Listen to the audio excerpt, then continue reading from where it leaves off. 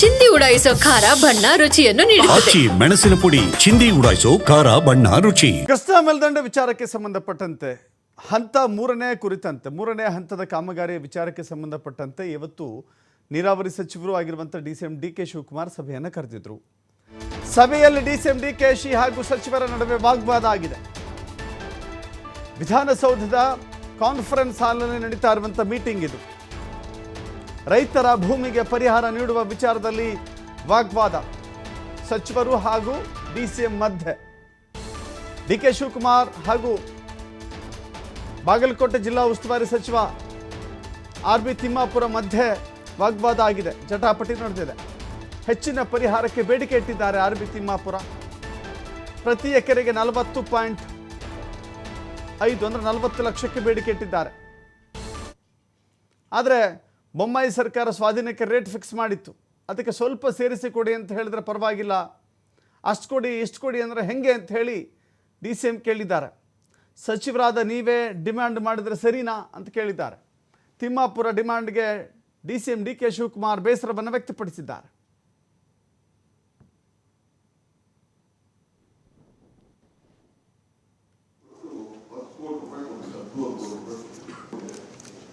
ಕಾಲುವೆಗೆ 8 ಲಕ್ಷ ಎಕರೆ 5 ಕೋಟಿ ಕೊಟ್ಟಿದ್ದು 7 ಕೋಟಿ 3 ಲಕ್ಷ. ಇದು ಕೆಲವು ಉದಾಹರಣೆಗಳನ್ನು ನಾನು ಹೇಳ್ತೇನೆ. ಇದು ನಿಮ್ಮ ತಲೆಗೆ ಇಲ್ಲಿ ಏನೋ ತಲುಪಿಲ್ಲ. ಇದು ಬೆಂಗಳೂರು 1 ಕೋಟಿ 2 ಕೋಟಿ ರೂಪಾಯಿಗೆ ಈಗಾಗಲೇ ಅವಾರ್ಡ್ಗಳನ್ನ ನಾವು ಪಾಸ್ಪೋರ್ಟ್ ಮಾಡ್ತಾ ಇದ್ದೇವೆ. ಆ ಪರಿಸ್ಥಿತಿ ಇದೆ. ಇದ್ರ ಮೇಲೆ ನಮಗೆ ಇಲ್ಲಿ ಕ್ಯಾಬಿನೆಟ್ ಅಲ್ಲಿ ಬೇರೆ ಕಡೆ ಆಫೀಸರ್ಸ್ ಮೀಡಿಯಾ ಅವರೆಲ್ಲ ನೀವು ಇದಕ್ಕೆ ಭಾಗಿಯಾಗಿದ್ದೀರಿ ಅಂತ ನಮಗೆಲ್ಲ ಬೈತಾ ಇದ್ದಾರೆ. ಮಿಕ್ಕಿದವ್ರು ಮಿನಿಸ್ಟರ್ ಮಾತಾಡ್ತಾರೆ, ಸುಮ್ಮನೆ ನಿಮ್ಮ ಗಮನಕ್ಕೆ ಇದನ್ನ ತಮ್ಮ ಗಮನಕ್ಕೆ ನಾನು ತರ್ತಾ ಇದ್ದೇನೆ. ಮತ್ತಷ್ಟು ಮಾಹಿತಿ ನಮ್ಮ ಪ್ರತಿನಿಧಿ ಶಿವಕುಮಾರ್ ನೀಡ್ತಾರೆ. ಶಿವಕುಮಾರ್, ಬಾಗಲಕೋಟೆ ಹೇಳಿಕೆಯಲ್ಲಿ ಆಲಮಟ್ಟಿ ಜಲಾಶಯದ ಹಿನ್ನೀರಿನಿಂದ ಮುಳುಗಡೆ ಪ್ರದೇಶವಾಗಿ ಮಾರ್ಪಟ್ಟಿದೆ. ಅಲ್ಲಿನ ಜನ ತಮ್ಮ ಭೂಮಿಯನ್ನು ಕಳ್ಕೊಂಡಿದ್ದಾರೆ. ಆಲಮಟ್ಟಿ ಎತ್ತರ ಮಾಡೋದ್ರಿಂದ ಅಥವಾ ಮೂರನೇ ಹಂತದ ಕಾಮಗಾರಿ ಮಾಡೋದ್ರಿಂದ ಸಾಕಷ್ಟು ರೈತರಿಗೆ ಅನುಕೂಲ ಆಗುತ್ತೆ. ಬಟ್ ಭೂಮಿ ಕಳೆದುಕೊಳ್ತಿರುವಂಥ ರೈತರ ಬಗ್ಗೆಯೂ ಕೂಡ ಯೋಚನೆ ಮಾಡಬೇಕಾಗುತ್ತೆ. ಯಾಕೆ ಇದು ಒಮ್ಮತದ ರೀತಿಯಲ್ಲಿ ಅಭಿಪ್ರಾಯಗಳು ಮೂಡಲಿಲ್ಲ ಸಭೆಯಲ್ಲಿ ಅಂತ ಹೇಳಿ? ಯಶತ್ತು DK ಶಿವಕುಮಾರ್ ಅವರ ನೇತೃತ್ವದಲ್ಲಿ ಇವತ್ತು ಕೃಷ್ಣಾ ಮೇಲ್ದಂಡೆ ಯೋಜನೆ 3ನೇ ಹಂತದ ಬಗ್ಗೆ ಗಂಭೀರವಾಗಿ ಚರ್ಚೆ ಆಗಿದೆ. ವಿಧಾನಸೌಧದ ಕಾನ್ಫರೆನ್ಸ್ ಹಾಲ್ನಲ್ಲಿ ನಡೆದಂತ ಸಭೆಯಲ್ಲಿ ಸಚಿವರು ಕೂಡ ಭಾಗಿಯಾಗಿದ್ರು. RB ತಿಮ್ಮಾಪುರ ಹಾಗೆ ಬೋಸರಾಜು ಸೇರಿದಂತೆ ಸಚಿವರು ಕೂಡ ಆ ಭಾಗದ ಸಚಿವರು ಭಾಗಿಯಾಗಿದ್ರು. ಆದ್ರೆ ಸಭೆಯಲ್ಲಿ ಒಮ್ಮತದ ನಿರ್ಧಾರವನ್ನ ಮಾಡೋದಕ್ಕೆ ಸಾಧ್ಯ ಆಗಿಲ್ಲ. ಕಾರಣ ಕಳೆದ ವಾರ ಕೂಡ ಸಭೆಯನ್ನು ನಡೆಸಲಾಗಿತ್ತು. ಆ ಸಭೆಯಲ್ಲೂ ಕೂಡ ನಿರ್ಧಾರಕ್ಕೆ ಬರಲಾಗಿರ್ಲಿಲ್ಲ. ಆ ಸಂದರ್ಭದಲ್ಲಿ ಸ್ವತಃ DKಶಿ ಈ ಒಂದು ಯೋಜನೆಯನ್ನ ಕೈಗೆತ್ತಿಕೊಳ್ಳೋದು ಕಷ್ಟ. ಯಾಕೆಂದ್ರೆ ಸುಮಾರು 2 ಲಕ್ಷ ಕೋಟಿ ರೂಪಾಯಿಗಳನ್ನ ಪರಿಹಾರದ ಧನವಾಗಿ ನಾವು ಕೊಡ್ಬೇಕಾಗತ್ತೆ. ಹಾಗಾಗಿ ಒಂದು ರಾಜ್ಯ ಸರ್ಕಾರದ ಬಜೆಟ್ ಗಾತ್ರದೇ 2 ಲಕ್ಷ ಕೋಟಿ ಇದೆ. ಸೊ ಹಾಗಾಗಿ ಅಷ್ಟು ಹಣವನ್ನ ಪರಿಹಾರಕ್ಕೆ ಕೊಟ್ಟಿದ್ದೆ ಆದ್ರೆ ನಾವು ಯೋಜನೆಯನ್ನ ಹಣೆಯ ಎತ್ತರವನ್ನ ಏರ್ಸೋದಕ್ಕೆ ಹೇಗೆ ಸಾಧ್ಯ ಅನ್ನುವಂತ ಒಂದು ಪ್ರಶ್ನೆಯನ್ನು ಕೂಡ ಹಾಕಿದ್ರು. ಹಾಗಾಗಿ ಸರ್ಕಾರ ಎಲ್ಲೋ ಒಂದು ಕಡೆ ಯೋಜನೆಯನ್ನ ಕೈ ಬಿಡಬಹುದು ಅನ್ನುವಂತಹ ಚರ್ಚೆಗಳು ಕೂಡ ನಡೆದಿತ್ತು. ಆದ್ರೆ ಇವತ್ತು ನಡೆದಂತ ಸಭೆಯಲ್ಲಿ ಎಲ್ಲೋ ಒಂದು ಕಡೆ ಆ ಯೋಜನೆಯನ್ನ ಮತ್ತೆ ಕೈಗೆತ್ತಿಕೊಳ್ಳುವಂತಹ ತೀರ್ಮಾನಕ್ಕೆ ಸರ್ಕಾರ ಬಂದಂತೆ ಕಾಣಿಸ್ತಾ ಇದೆ. ಹಾಗಾಗಿ ಇವತ್ತಿನ ಸಭೆಯಲ್ಲಿ ರೈತರ ಭೂಸ್ವಾಧೀನಕ್ಕೆ ಸಂಬಂಧಪಟ್ಟಂತೆ ಪರಿಹಾರದ ಹಣವನ್ನ ಏನು ಹೆಚ್ಚು ಕೇಳ್ತಾ ಇದ್ದಾರೆ, ಅದಕ್ಕೆ ಪೂರಕವಾಗಿ ರೈತರನ್ನ ಮನವೊಲಿಸಿ ಅವರನ್ನ ಕನ್ವಿನ್ಸ್ ಮಾಡಿ ಯೋಜನೆಯನ್ನ ಕಾರ್ಯಗತಗೊಳಿಸಬೇಕು ಅಂತೇಳಿ ಒಂದು ಚಿಂತನೆ ಇವತ್ತಿನ ಸಭೆಯಲ್ಲಿ ನಡೆದಿದೆ.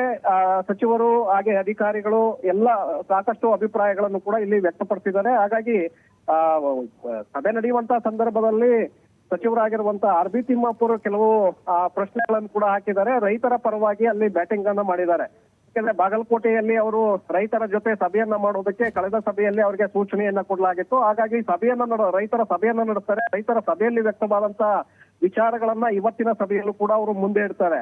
ರೈತರು ಪರಿಹಾರವನ್ನ ಕೇಳ್ತಾ ಇದ್ದಾರೆ. ಹಿಂದೆ ಬಸವರಾಜ ಬೊಮ್ಮಾಯಿ ಅವರ ಕಾಲದಲ್ಲಿ ರೈತರ ಭೂ ಸ್ವಾಧೀನಕ್ಕೆ ಪರಿಹಾರವನ್ನ ಕೊಡುವ ಬಗ್ಗೆ ಒಂದು ನಿರ್ಧಾರವನ್ನ ತೆಗೆದುಕೊಳ್ಳಲಾಗಿತ್ತು. ಈಗಲೂ ಕೂಡ ಸರ್ಕಾರ ಆ ನಿರ್ಧಾರವನ್ನ ತೆಗೆದುಕೊಳ್ಬೇಕು. ರೈತರಿಗೆ 40 ಲಕ್ಷ ಎಕರೆಗೆ ಪರಿಹಾರದ ಹಣವನ್ನ ನೀಡಬೇಕು ಅನ್ನುವಂತ ಅಭಿಪ್ರಾಯವನ್ನ RB ತಿಮ್ಮಾಪುರ ಅವರು ಸಭೆಯಲ್ಲಿ ವ್ಯಕ್ತಪಡಿಸ್ತಾರೆ. ಸೊ ಇದರ ಬಗ್ಗೆ DK ಶಿವಕುಮಾರ್ ಅವರು ಕೂಡ ಕ್ಲಾರಿಟಿಯನ್ನ ಕೊಟ್ಟಿದ್ದಾರೆ ಮಾಧ್ಯಮಗಳ ಮುಂದೆ. ನಂತರ RB ತಿಮ್ಮಾಪುರ ಅವರು ಕೂಡ ಸಭೆಯಲ್ಲಿ ಆದಂತಹ ವಿಚಾರಗಳ ಬಗ್ಗೆ ಕ್ಲಾರಿಟಿಯನ್ನ ಕೊಟ್ಟಿದ್ದಾರೆ. ಅಂತಿಮವಾಗಿ ಯೋಜನೆಯನ್ನ ಕೈಗೆತ್ತಿಕೊಳ್ಳುವಂತಹ ನಿಟ್ಟಿನಲ್ಲಿ ಮತ್ತೊಮ್ಮೆ ರೈತರ ಮನವನ್ನ ಒಲಿಸಿ ಯಾಕಂದ್ರೆ ಒಂದು ಎಕರೆಗೆ ಇವತ್ತು 40 ಲಕ್ಷ, 18 ಲಕ್ಷ, 20 ಲಕ್ಷ ಈ ರೀತಿಯಾಗಿ ಇದೆ. ಹಾಗಾಗಿ ಅಲ್ಲಿ ವಾಸ್ತವಿಕ ಬೆಲೆ 3 ಲಕ್ಷ, 5 ಲಕ್ಷ ಇರುವಂತದ್ದು ಕೂಡ ಕೋರ್ಟು ಈಗಾಗಲೇ 18, 20, 40 ಲಕ್ಷ ಈ ರೀತಿಯಾಗಿ ಕೋರ್ಟೆ ತೀರ್ಪನ್ನ ಕೊಟ್ಟಿದೆ. ಅಂದ್ರೆ ಕೊಡ್ಬೇಕು, ರೈತರಿಗೆ ನೀವು ಪರಿಹಾರವನ್ನ ಒದಗಿಸ್ಬೇಕು ಅಂತೇಳಿ ಸರ್ಕಾರಕ್ಕೆ ಸೂಚನೆಯನ್ನ ಕೊಟ್ಟಿದೆ. ಸೊ ಹಾಗಾಗಿ ಇಷ್ಟು ದೊಡ್ಡ ಪ್ರಮಾಣದ ಹಣವನ್ನ ಯಾವ ರೀತಿಯಾಗಿ ಕೊಡಬೇಕು, ಮತ್ತೆ ರೈತರನ್ನ ಮನವೊಲಿಸಿ ಮತ್ತೆ ಕಡಿಮೆ ಪರಿಹಾರದ ಹಣವನ್ನ ಕಡಿಮೆ ಮಾಡಿ ಆ ರೈತರ ಭೂ ಸ್ವಾಧೀನವನ್ನ ಕೈಗೆತ್ಕೊಂಡು ನಂತರ ಕೋರ್ಟ್ಗಳಲ್ಲಿರುವಂತಹ ಕೇಸ್ಗಳೇನಿದೆ ಅದೆಲ್ಲವನ್ನು ಕೂಡ ಕ್ಲಿಯರ್ ಮಾಡುವಂತಹ ಒಂದು ಪ್ರಯತ್ನವನ್ನ ಸರ್ಕಾರ ಮಾಡಿ ನಂತರ ಯೋಜನೆಯನ್ನ ಕೈಗೆತ್ಕೊಳ್ಬೇಕು ಅಂತೇಳಿ ಇವತ್ತಿನ ಸಭೆಯಲ್ಲಿ ತೆಗೆದುಕೊಳ್ಳಲಾಗಿದೆ. ಹಾಗಾಗಿ ಇದು ಸದ್ಯಕ್ಕೆ ಮುಗಿಯುವಂತ ಲಕ್ಷಣಗಳು ಕಾಣಿಸ್ತಾ ಇಲ್ಲ ದರ್ಶತ್. ಇದು ಮತ್ತೆ ಸಭೆಗಳನ್ನ ನಡೆಸಬೇಕಾಗತ್ತೆ, ರೈತರನ್ನ ಮನವೊಲಿಸಬೇಕಾಗತ್ತೆ, ಆ ನಂತರದಲ್ಲಿ ಯೋಜನೆಯನ್ನ ಕೈಗೆತ್ಕೊಳ್ಬೇಕಾಗತ್ತೆ. ಎಸ್, ಥ್ಯಾಂಕ್ ಯು ಶಿವಕುಮಾರ್ ನಿಮ್ಮೆಲ್ಲ ಮಾಹಿತಿಗೆ. ಕೃಷ್ಣಾ ಭಾಗ್ಯ ಜಲ ನಿಗಮದ ಪುನರ್ವಸತಿ, ಮುಳುಗಡೆ, ಕ್ಯಾನಲ್, ಈ ರೈತರ ಭೂ ಪರಿಹಾರದ ಬಗ್ಗೆ ನಾವು ಒಂದು ತೀರ್ಮಾನ ಮಾಡಬೇಕು ಅಂತೇಳಿ ಅವ್ರ ಹತ್ರೆಲ್ಲ ಸುಮಾರು 3-4 ರೌಂಡ್ ಚರ್ಚೆ ಮಾಡಿದ್ದೇವೆ. ಹಿಂದೆ ಬೊಮ್ಮಾಯಿ ಅವರ ಸರ್ಕಾರದಲ್ಲಿ ಒಂದು ಸಂಪುಟ ಸಭೆಯಲ್ಲಿ ಮತ್ತು ಕ್ಯಾಬಿನೆಟ್ ಸಬ್ ಕಮಿಟಿಯವರು ಒಂದು ದರವನ್ನು ನಿಗದಿ ಮಾಡಿದ್ರು. ನಮಗೆಲ್ಲ ಗೊತ್ತಿದೆ, 24 ನೀರಾವರಿ, 20 ಒಣ ಬೇಸಾಯಕ್ಕೆ ತೀರ್ಮಾನ ಮಾಡಿದ್ರು. ಸೊ ಒಂದಷ್ಟು ಚೆಕ್ಕು ಕೂಡ, ಒಂದು 3-4 ಚೆಕ್ಕು ಕೂಡ ಕೊಟ್ಟಿದ್ರು ಕನ್ಸರ್ನ್ಡ್ ಅಕ್ವಿಷನ್ಗೆ. ಆದರೆ ಯಾರು ರೈತರು ಒಪ್ಪಲಿಲ್ಲ. ಸೊ ಅನೇಕ ರೈತರೆಲ್ಲ ಧರಣಿ ಕೂತ್ಕೊಂಡು ಹೋರಾಟ ನಡೆಸ್ತಾ ಇದ್ರು. ನಮ್ಮ ಸ್ಥಳೀಯ ಶಾಸಕರುಗಳು, ಕೆಲವರೆಲ್ಲ ರೈತ ಮುಖಂಡರುಗಳು, ಅವರೆಲ್ಲ JT ಪಾಟೀಲ್ ಮತ್ತು ಬೇರೆಯವರು, ಇನ್ನು ಆ ಭಾಗದ ಜಿಲ್ಲೆಯ ಎಲ್ಲ ಶಾಸಕರು ಸೇರಿ ನಮ್ಮ ಹತ್ರ ಮುಖ್ಯಮಂತ್ರಿಗಳ ಹತ್ರ ಬಂದು ಭೇಟಿ ಮಾಡಿ ನಾವು ಬೆಳಗಾಮಲ್ಲಿ ಒಂದು ಸಭೆಯನ್ನು ಮಾಡಿದೋ. ಆ ಪ್ರಕಾರ ಕ್ಯಾಬಿನೆಟ್ಗೂ ಕೂಡ ಒಂದು ನಮ್ಮ ಅಧಿಕಾರಿಗಳು ಮತ್ತು ನಾನು ಕೂಡ ಕೆಲವು ಪ್ರಸ್ತಾವನೆಯನ್ನು ಅವ್ರಿಗೆ ಸಲ್ಲಿಸಿದ್ದೆ. ಅನೇಕ ಕೋರ್ಟ್ಗಳಲ್ಲಿ 10% 100% ಇವತ್ತು ನಮ್ಮ ಕೃಷ್ಣಾ ಭಾಗ್ಯ ಜಲ ನಿಗಮದ ಪುನರ್ವಸತಿ